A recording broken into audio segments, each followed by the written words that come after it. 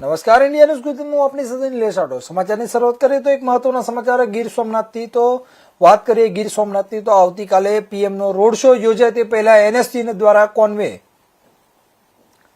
NSG દ્વારા rehearsal યોજાયું. મોટી સંખ્યામાં એનએસજી કમાન્ડો હાજર. હેલીપેડથી સોમનાથ મંદિર સુધી કાફલો પસાર થઈને સોમનાથ યાત્રાળુઓની કોન્વે પસાર થયો ત્યાં સુધી સ્ટોપ કરી દેવાયો.